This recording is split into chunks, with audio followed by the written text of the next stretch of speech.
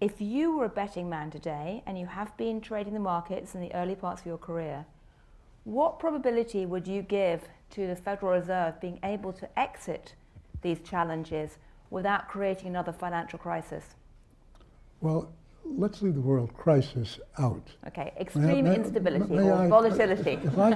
If I can use the substitute term turmoil. Turmoil. Yep, turmoil would be good. We like turmoil. I don't think it's possible. You don't think it's possible? No, I think that, remember we had that first tapering discussion, we got a very strong market response. And then we reassured everybody we have no, and remember tapering is still slowing the rate of increase. We're still increasing the balance sheets. And the ECB is starting anew on, the ECB's got far greater problems than the Fed has. The Fed is in reasonably good shape in that regard. Well, that's not reassuring. But before, I'm going to turn to the audience for questions in 1 minute. But before I do, though, I just want to ask, though, one of the really interesting chapters in your book is about gold. And there's been a lot of media debate in the past about your views on gold. You yourself have posed the question as to why would anyone want to buy this barbarous relic? I don't know whether John Paulson is in the audience, but it's an interesting question. But do you think that gold is currently a good investment given what you're saying about the potential for turmoil? Yes. Do you put... I mean, economists are usually perfect in equivocating. In this case, I didn't equivocate. Look, remember what we're looking at.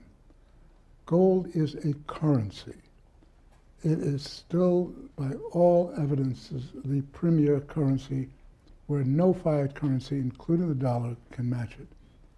And so that the issue is, if you're looking at a question of turmoil, you will find, as we always have in the past, it moves into the gold price. But the gold price is actually sort of half a commodity price. So when the economy is weakening, it goes down like copper. But it's also got a monetary characteristic which is intrinsic. It's not inbred into human beings. I cannot conceive of any mechanism by which you could say that, but it behaves as though it is.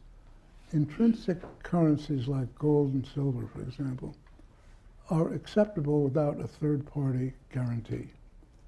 And I mean, for example, at the end of World War II, or just at the end of it, Germany could not import goods without payment in gold. The person who shipped the goods in would accept the gold and didn't care if there's any credit standard associated with it. That is a very rare phenomenon. It's the reason why, for example, in a renewal of an agreement that the central banks have made, European central banks, I believe, about allocating their gold sales, which occurred when gold prices were falling down, that has been renewed this year with a statement that gold serves a very important place in monetary reserves. And the question is, why do central banks put money into an asset which has no rate of return, but cost of storage and insurance and everything else like that? Why are they doing that? If you look at the data, with a very few exceptions, all of the developed countries have gold reserves. Why? Well, I imagine right now it's because of a question mark hanging over the value of fiat currency or the credibility going forward.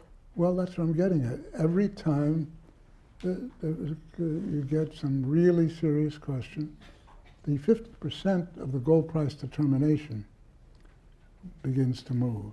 Right. And I think it is fascinating. And I don't know, is Ben Steele in the audience? Yes. There he is, okay. Before you read my book, go read Ben's book.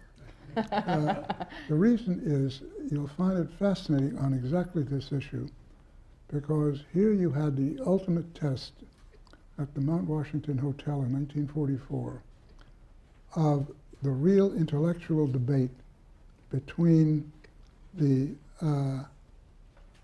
those who wanted an international fiat currency which was embodied in John Maynard Keynes' construct of a bancor, and he was there in 1944, holding forth with all of his prestige, but couldn't counter the fact that the United States dollar was convertible into gold, and that was the major draw. Everyone wanted America's gold, and I think that Ben really described that in extraordinarily useful terms as far as I can see.